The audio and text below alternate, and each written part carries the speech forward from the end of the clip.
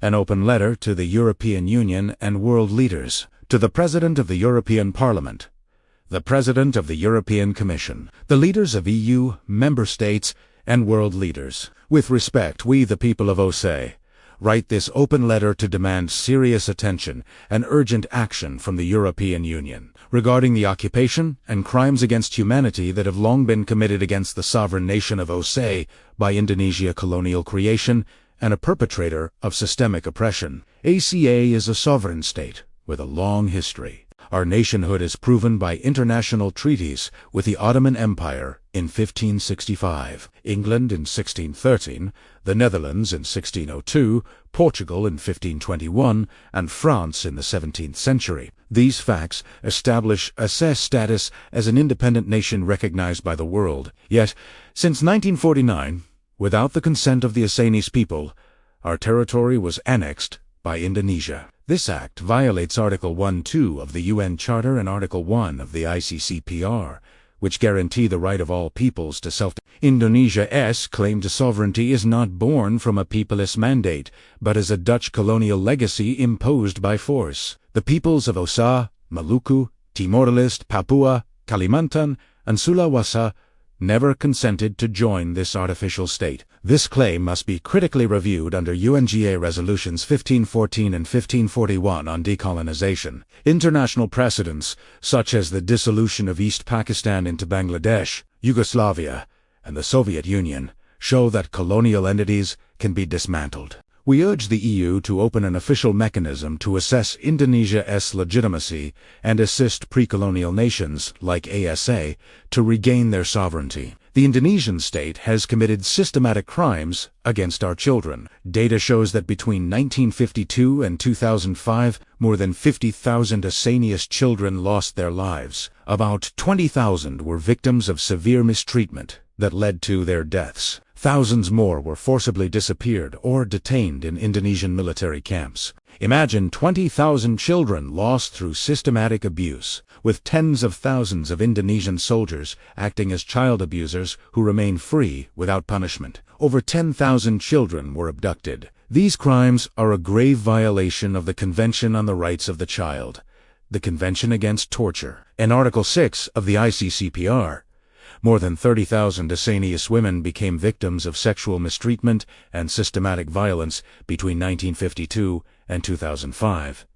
Victims included girls as young as 9, abused by military personnel. Many died from their injuries and trauma, while thousands were forced into pregnancy or ostracized by their communities. These acts directly violate CEDAW, Article 7 of the Rome Statute, and UNSC Resolutions 1325 and 1820, which recognize sexual violence as a weapon of war. Dozens of detention camps, such as Rumo, Judong, and Pios Satis Brimob, were built across OSCE for interrogation, harsh treatment, and unlawful acts. Many victims were buried in anonymous, hidden burial sites. Thousands of homes were burned. Property was seized, and the treatment of our people exceeded human limits. This proves that Indonesian soldiers are criminal abusers, looters, and oppressors. Our communities live in constant fear, while these actors are armed and protected by the state, in clear violation of the 4th Geneva Convention and Article 7 of the Rome Statute. Multinational corporations have worked hand in hand with the Indonesian military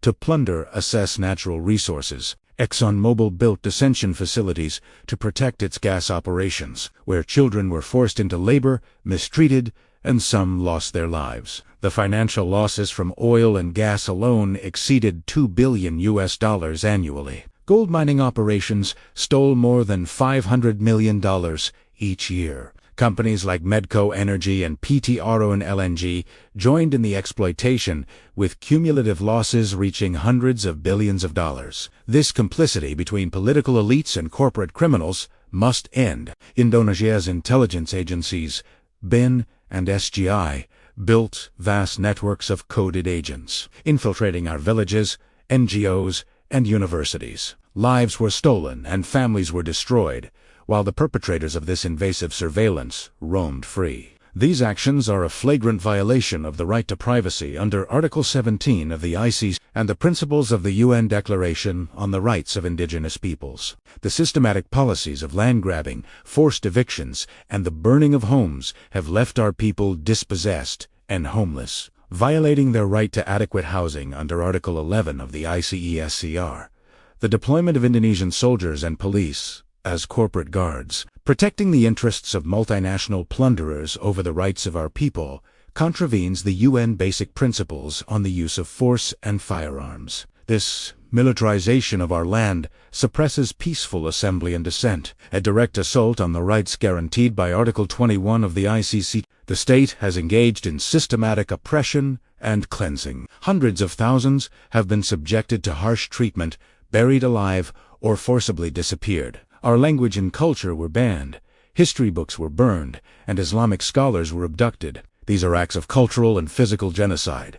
Bulletin to 1948 Genocide Convention. To this day, not a single perpetrator of these heinous crimes has been prosecuted. Even with 43,000 children lost, their abusers were paid and promoted by the Indonesian state. Indonesia has systematically destroyed Aceh's history, culture, and identity. Our books and manuscripts were burned.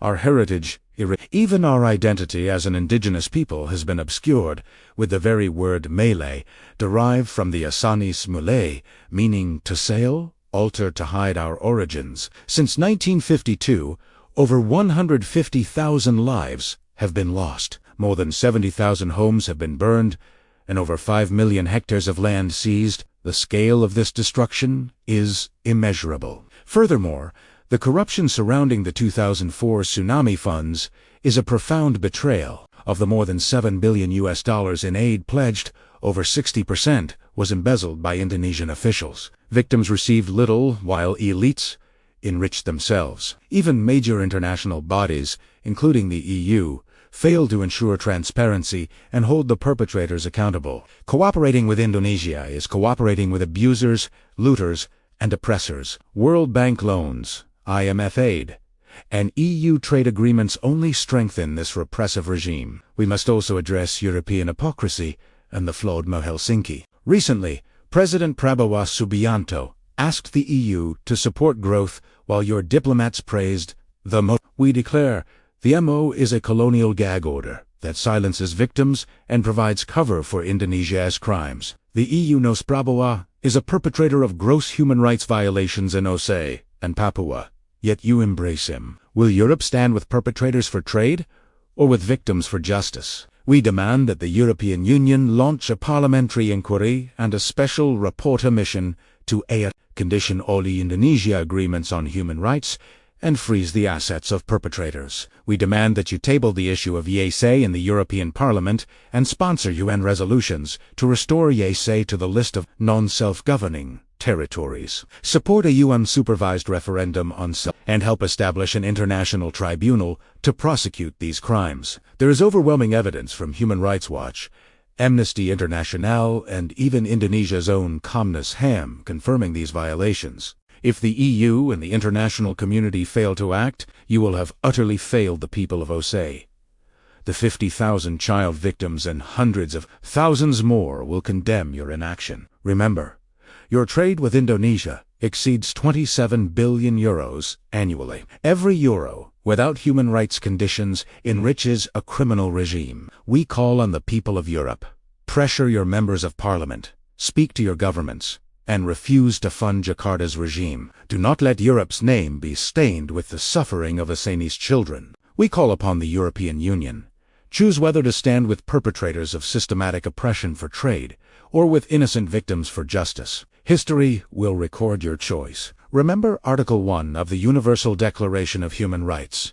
All human beings are born free and equal in dignity and rights. If you fail to uphold this in Aceh, you bury humanity's values themselves. Respectfully, the people of Aceh, represented by Sultan Faris Shah, a direct descendant of the AS, on behalf of 50,000 Aceh's children lost and the hundreds of thousands silenced under occupation,